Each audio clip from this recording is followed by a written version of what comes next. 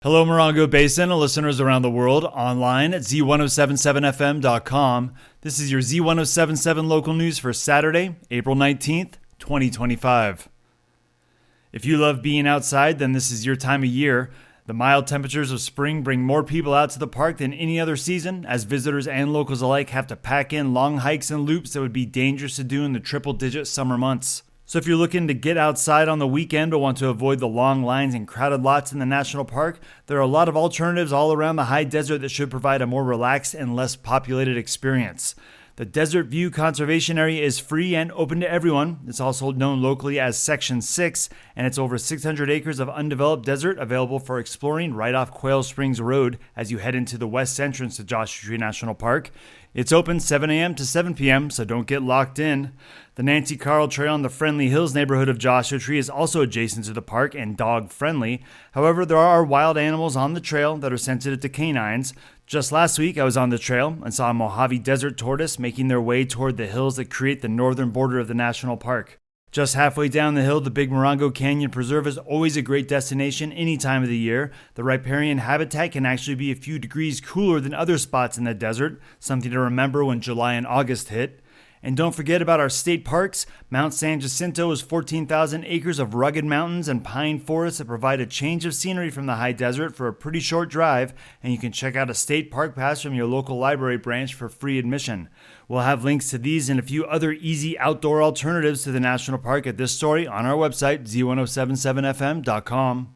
And it's the third Saturday of April, and that means that Yucca Valley is hosting its monthly art walk. This regular event is a great way to get out on the town and see what the community has been creating. Yucca Valley galleries and restaurants open their doors to feature new and visiting artists. Here's reporter Adeline J. Wells with what you can expect out there tonight.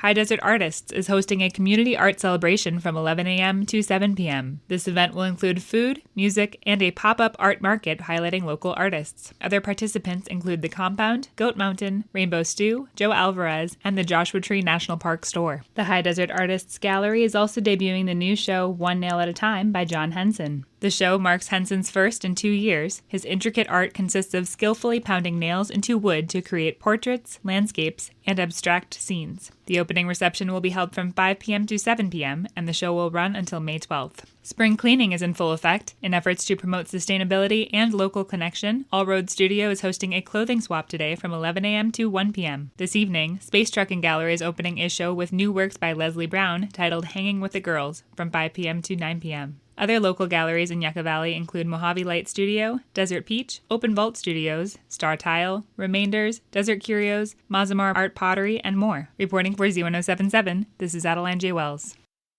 It's not as weedy out there this year, but invasive grasses are stubborn and continue to pop up out of the ground. This is a good year to try and get ahead of the problem by getting rid of the invasives before they dry out and go to seed, making it an even bigger issue next year. I've tried to stay diligent on my small piece of property, and each year I feel like I have to pull less leafy weeds like mustard out of the ground. But other grasses like red brome seem like they can blow in from just about anywhere. London rocket and Sahara mustard are both easy to spot. They have big leafy bases and a yellow flower when mature, with seeds that jut out at a 45-degree angle. When pulling these, especially if they're larger and have begun to establish themselves, be sure to grab near the base and give it a gentle shake to pull the roots right out of the ground. Some of these mustards are actually good for eating if you get to them in time. The previously mentioned red brome and Mediterranean grass are eyesores as well as a fire hazard as soon as the heat settles into the basin. They quickly go to seed and dry out during the summer months and can ignite and spread wildfires faster. While a field of grass looks pretty in the raking morning light, the seeds are bad for pets, bad for the Mojave, and bad for my back from all the hula-hoeing they require. If you're out weeding this weekend, be sure to bag them up before disposing of them so the seeds don't continue to spread. The Mojave Desert Land Trust has a great guide to help you differentiate the good weeds from the bad ones. There are plenty of native weeds that produce beautiful flowers and are great for drying out and stashing away for the 29 Palms Weed Show. You can visit mdlt.org for that guide, or we'll have a link to it on our website, z1077fm.com.